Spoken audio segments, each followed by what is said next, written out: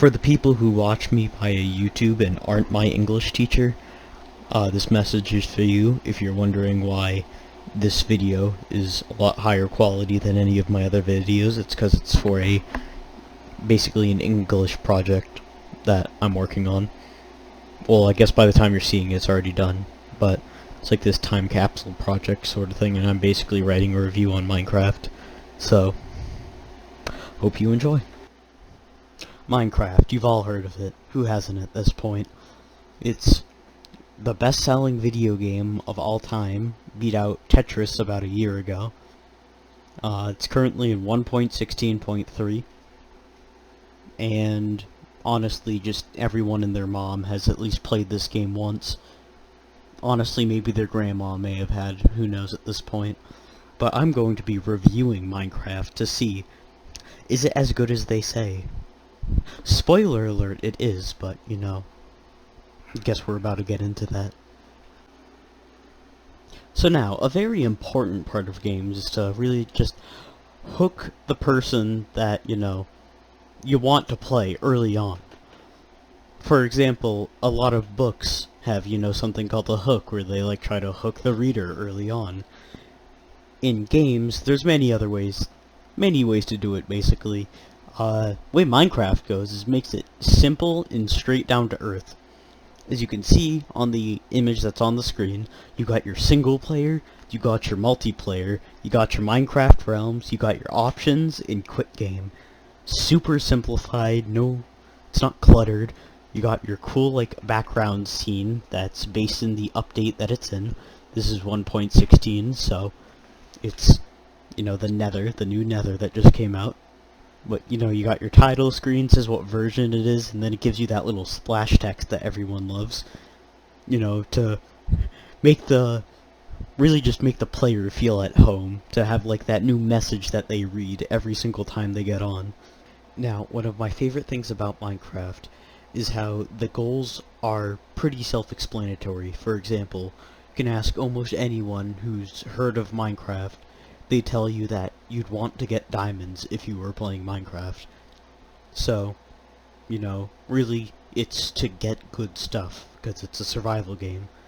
And I love how much options Minecraft gives you to do that. You can loot, you can strip mine, you can go into caves, you can branch mine.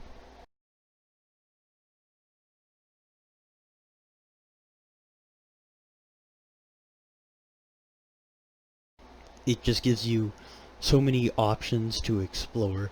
For example, strip mining and branch mining, you just go down to Y11 and you just mine in a straight line, or you just mine a big box out. And it's a pretty good way of getting diamonds. It's one of the best. And then there's, you know, but the problem is with strip mining and branch mining, it doesn't give you a lot of action. So it ends up being one of the not one of the worst, but it doesn't end up being one of the good ways to get loot in that game. One of the better ways is to explore caves. So that could be just normal caves, that could be mine shafts, it could even be dungeons. Dungeons have pretty good loot. And the dungeon loot is actually, you know, pretty good. You can get really good stuff from it, some pretty rare items. And, of course, if you find a deep cave, you'll almost be guaranteed to find diamonds. But then the final way, you know, probably my favorite way of how to find loot is really just exploring. If you explore in Minecraft, it is probably the most efficient way to get loot. For example, you can go to a village, you'll find a bunch of bread, you'll find some, I don't know, you'll find some killed pigs for their pork chops. You'll find villagers, you can trade with them. You'll find an iron golem, so it's basically free protection. Or you can kill the iron golem, which is a very hard battle. The iron golems are very powerful, but if you do kill them, you get some free iron. If there's a blacksmith, you can get iron gear off the start. You can even get diamonds off the start. But the thing about villages, they stick out a lot, so they'll end up having worse loot than something like a desert temple, which still does, you know, kind of fit out because it's in the middle of the desert. But the desert temple, basically it's a temple with a loot room in it. If you dig at the floor at the middle of the desert temple, you'll find a hidden room. Now, to the player that doesn't know how to explore in there, he's just gonna drop in, and he's going to get blown up by a bunch of TNT, because he didn't know that was there. But for the players that take their time going down, they'll get some of the best loot in the game that you can get from chests. It is insane the amount of loot you can get from desert temples. Let's say you want to go in the water, you want to live in the water. Well, there's a bunch of loot opportunities there. Abandoned shipwrecks, very good. Then the ocean ruins, also very good, but both come at the risk of facing trident drowns, which are insane early game and can easily two-hit you, which with a range attack is very overpowered. So it's probably the riskiest option, but it's probably the most efficient. Then you can get buried treasure maps from the underwater places, and you can then go on land with that buried treasure map and basically find buried treasure. You can find a chest with very good loot in it. Now the next thing I'm going to talk about is parkour.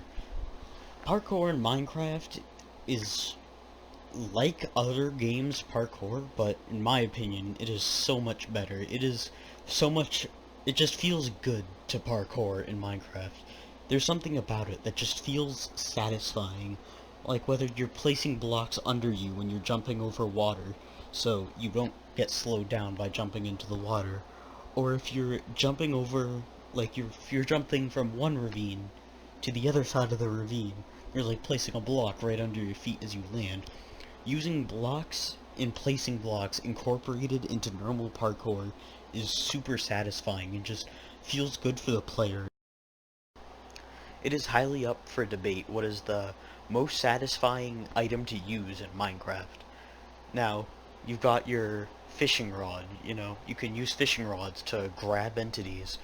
You can use a water bucket, you can use a lava bucket, but I think it's the water bucket, because if you're falling, because there's fall damage in Minecraft, if you're falling from a certain height, you'll take damage when you land, but you don't take damage if you fall into water. So if you place water under your feet right before you land, you'll basically take no fall damage, and that's what the Minecraft community has named the MLG water. Now on the second to final part before the conclusion, we have the crafting system. The crafting system, the way they made it, I'm going to try not to ramble on about it for too long, because it's probably one of the best things about Minecraft. A really good way to explain it was explained by a Mojang dev. Mojang is the developers of Minecraft. And they said, if it makes sense, it's probably good. So for example, the stone pickaxe, it's the two sticks that you need to, hold the thing like the handle. Then it's 3 rows of, or a row of stone at the top. And that's for, well, the pick part. It makes sense. Then the sword, the way you craft it, it looks like a sword when you're crafting it.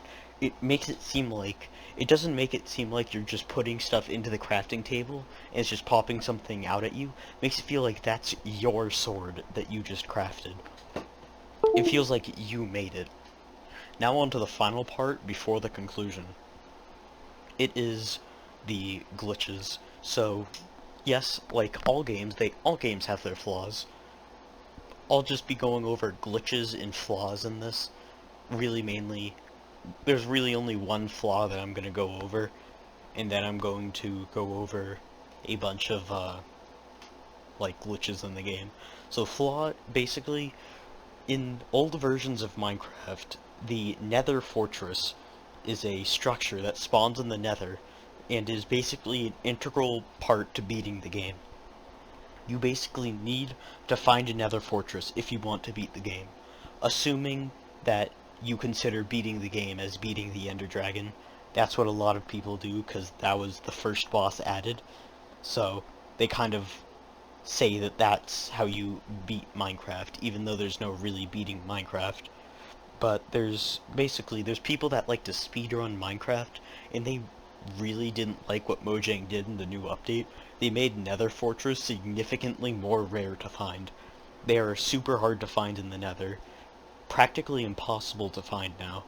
So you're basically not going to find a Nether Fortress within enough time to make a good speedrun.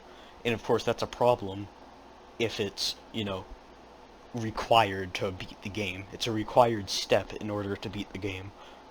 Because there's a monster that only spawns in the Nether Fortress, and you need their item to enter the end, which is where you fight the Ender Dragon. But that's just the one little problem.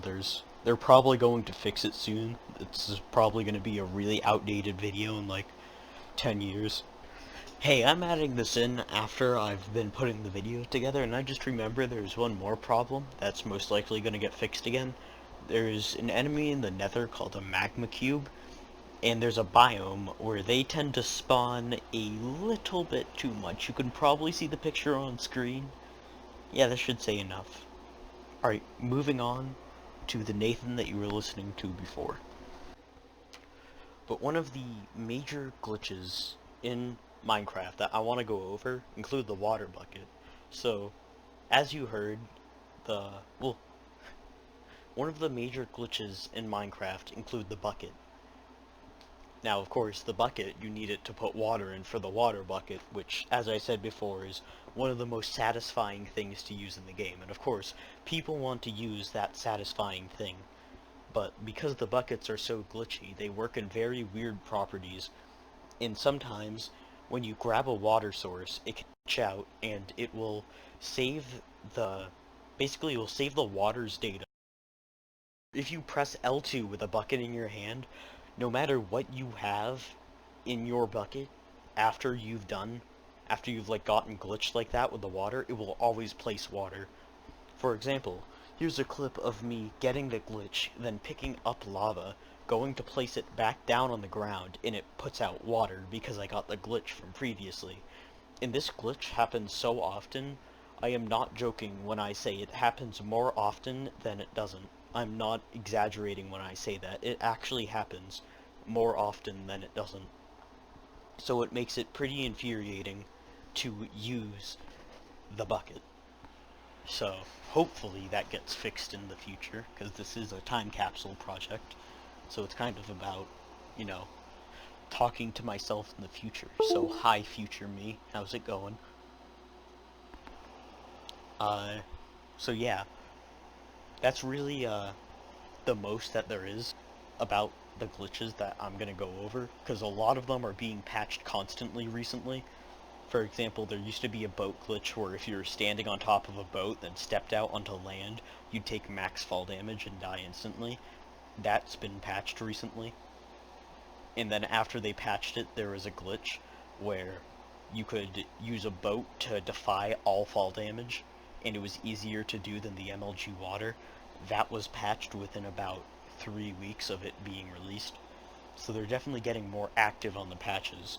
And soon in the future there's going to be a new mountain biome coming out, which is going to be very entertaining. I know I voted for it when they did the biome vote.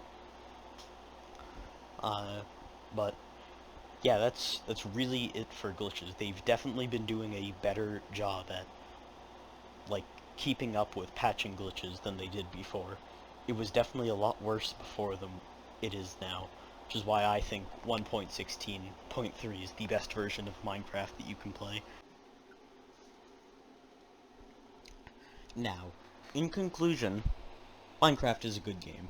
If I were to rate it out of 10, I'd probably give it, in fact, I'd definitely give it a 9.5 out of 10. The only thing holding it back from me giving it a perfect 10 out of 10 is really some of the minor bugs and glitches, which are being patched very fast. So now, go out there and play some Minecraft.